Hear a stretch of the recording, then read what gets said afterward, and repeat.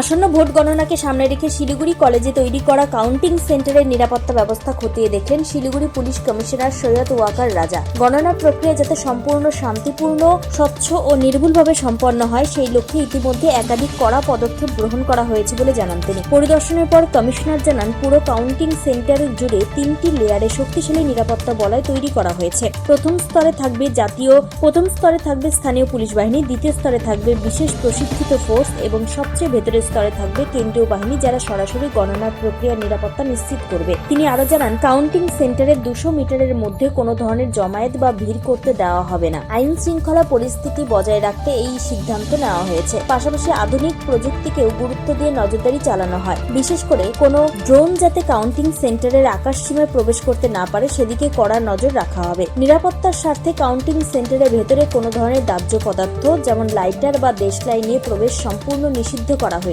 শুধু তাই নয়, মোবাইল ফোনও কাউন্টিং সেন্টারে নিয়ে যাওয়ার উপর নিষেধাজ্ঞা জারি করা হয়েছে, যাতে কোনো ধরনের অনিয়ম বা তথ্য ফাঁসের সম্ভাবনা রোধ করা যায়। পুলিশ প্রশাসনের তরফে স্পষ্ট জানানো হয়েছে, গণনার দিন কোনো রকম বিশৃঙ্খলা বা আইনভঙ্গ বরদাস্ত করা হবে না। প্রয়োজনে কঠোর ব্যবস্থা নেওয়া হবে। ইতিমধ্যে গোটা এলাকায় নজরদারি বাড়ানো হয়েছে এবং প্রতিটি প্রবেশ পথে চেকিং আরো জোরদার করা হয়েছে। সব মিলিয়ে শিলিগুড়িতে ভোট গণনাকে কেন্দ্র করে প্রশাসন সম্পূর্ণ প্রস্তুত এবং নিরাপত্তার দিক থেকে কোনো ফাঁক রাখতে নারাজ পুলিশ কমিশনার সৈয়দ ওয়াকার রাজা। এদিন পরিদর্শনের পর কি বার্তা দিলেন তিনি, শুনুন।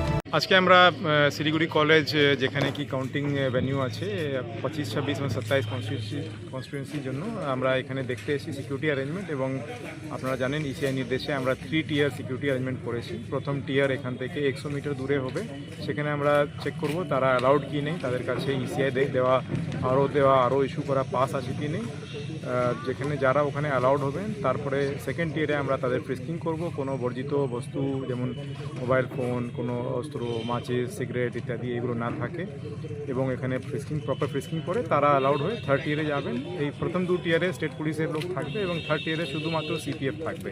থার্ড টিয়ারে তারা কাউন্টিং হল বা কাউন্টিং করিডোর যারা আছে ওখানে পুরোপুরি সিপিএফের আওতায় আছে, ওটা ওখানে ওনারা চেক করে ওনাদেরকে ঢুকতে দেবেন। আমরা এই অ্যারেঞ্জমেন্ট কালকে 8টা থেকে সকাল থেকে কাউন্টিং চালু হবে এবং আমরা প্রস্তুত আছি যাতে কোনো প্রবলেম, কোনো অপ্রিয় ঘটনা কোথাও না হয়।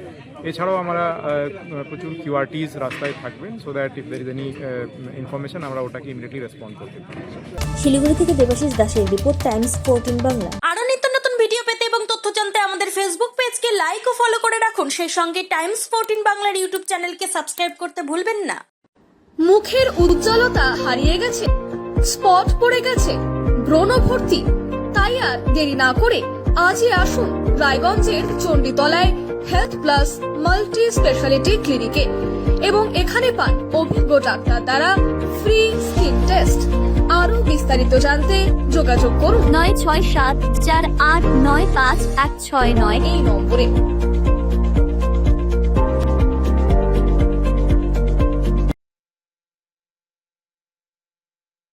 আজ তোমার বিয়ে সাজলো নতুন সাজে।